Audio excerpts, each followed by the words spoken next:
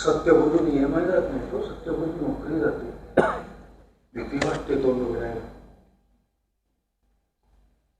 नोकरीत जात नाही.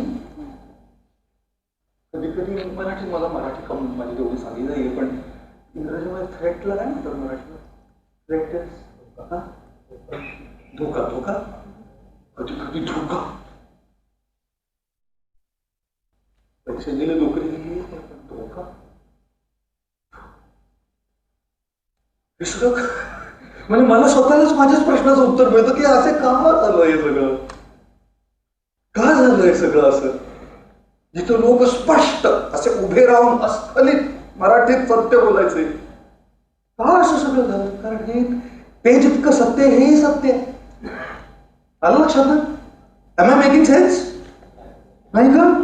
हे जितकं सत्य बोलायचं, जितकं सत्य आहे, ही वस्तुस्थिती देखील तितकीच सत्य आहे. आपण काय करायचं? असा मार्मिक प्रश्न आहे, नाही का? सोडू, थांबू आता इथे, तुम्हीच उत्तर शोधा.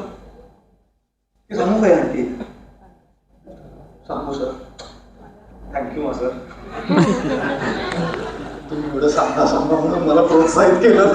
टाळ्या वाजूयात का सरांसाठी एकदा? सांगा उत्तर बरं का? मला कसं वाटतं ना, आहे जे ते आपल्या हातात, EMI आपल्या हातात नाही, ती नोकरी आपल्याला गरजेची आहे, ते पैसे आपल्याला गरजेचे आहे, तो प्रमोशन आपल्याला गरजेचं आहे, प्रॅक्टिकल राहणं फार महत्वाचं आहे. आदर्शवादी होत झाले ना, आदर्शवादी फार कमी लोक असतात लोक तशी, पण मग आपण पाहिलं त्यांचं काय नाही. सर कसे हसता तुम्ही, मी हास्य हिंदीमध्ये म्हणतात दुखती रक्त हात रंगवली. कुठेतरी असं सेन्सिटिव्ह मुद्दा काढला नाही का?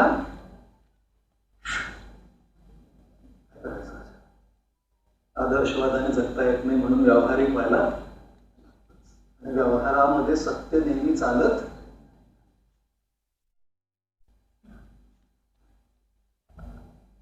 काय करणार? एक्सवर फोकस करायचं. काय व्यावहारिक आयुष्यामध्ये हे सगळं करावं लागणार. याची काही इथे दोन मतं नाही आहेत, कोणाचीच नाही आहेत. लोक घाबरतात असं स्टेजवरून हे सगळं बोलायला. का घाबरायचो? तुमची आयुष्य आहे ती, आणि तुमच्याशी रेलेव्हंट आपण जर बोललो नाही तर किती भाषण देऊन गेलं तर त्याचा उपयोग काय आपल्या आयुष्याला? म्हणून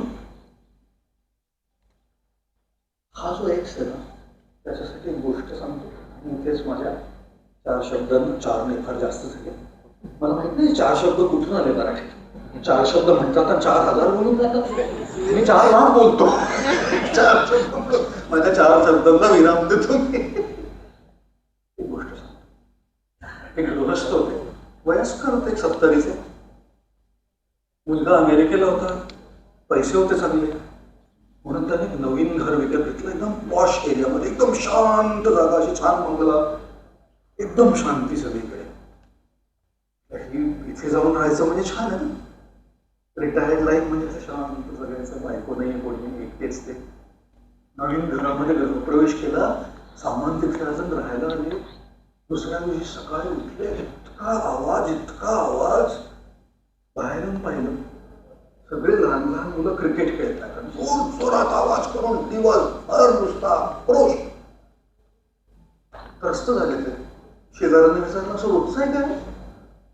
रोजचं, दिवस रात्र. पुढच्या दिवशी सगळ्या मुलांना घरी बोलवलं, सगळ्यांना लिंबू सरबत करून दिलं आणि म्हणाले, सर्वात प्रथम ना मला मुलं फार आवडतात, दुसरी गोष्ट मला क्रिकेट खेळणारी मुलं फार आवडतात, तिसरी गोष्ट मला दिवसभर क्रिकेट खेळणारी मुलं तर फारच आवडतात. म्हणून ना तुम्ही दररोज येऊन माझ्या घरासमोर क्रिकेट खेळा, जितका आवाज करायचा, गोंधळ करायचा करा, मला आवडतं ते. आणि एवढंच नाही, तुमच्या प्रत्येकाला मी दररोज 100 रुपये देईन क्रिकेट खेळण्यासाठी. म्हणून म्हणाली, अरे वा, क्रिकेटचा क्रिकेट, गोंधळचा गोंधळ, मजाची मजा आणि पैसे पण येऊन रोज क्रिकेट खेळायला लागले, 100 रुपये रोज त्यांना यायला लागले. ते 2 आठवड्यानंतर बोलवलं त्यांनी सगळ्या मुलांना. मुलाने ना पैसे महिन्याचे पाठवले नाहीये म्हणून 100 हप्ता देऊ नाही शकत तुम्हाला, तर 50 देतो आणि शिल्लक जे आहेत ना पैसे आले की तुम्हाला शिल्लक सगळे क्लिअर करेल तुमचे. 50च दिले. असं 2 आठवडे गेले. पुन्हा बोलवलं काय पैसे अजूनही आले नाहीत आणि आता घरचा सगळा खर्च आहे मला, पैसे देणं आत्ता जरा अवघड आहे. पैसे आल्या सगळे पैसे दिले पण आजपासून काय पैसे देऊ.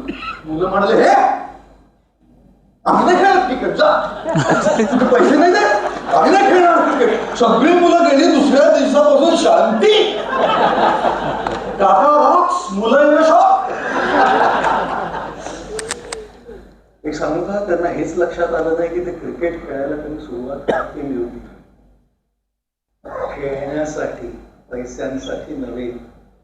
पैसे महत्वाचे होते पण जेव्हा खेळ विसरले गेलं सगळं तिथेच. हो, म्हणूनच खेळ विसरू नका. तो तुमचा एक्स आहे. जिथे बोलता येईल तिथे बोला. जिथे शक्य आहे तिथे आवाज उठवा. जिथे तुमच्या जॉबवर प्रश्न उठणार नाही तिथे बोला. जितकं शक्य असेल यथाशक्ती तितकं तरी करा ना. तो आहे आपला एक्स, आपला वैभव सूर्यवंशी. कसा वाटला वैभव? सूर्यवंशी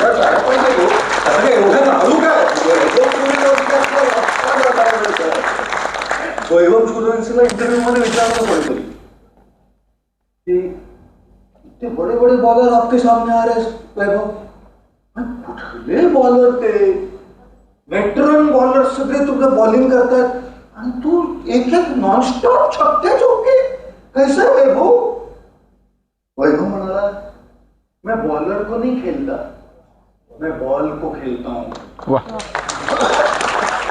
बॉलर दिसला की ती भीती वाटणारच. बॉल दिसला छक्के चौके. कधी कधी त्या बॉलर्स कडे लक्ष देऊ नका. जितकं बॉलर्स कडे लक्ष द्याल तितकी भीती वाटेल, तितक्या धोका वाटेल.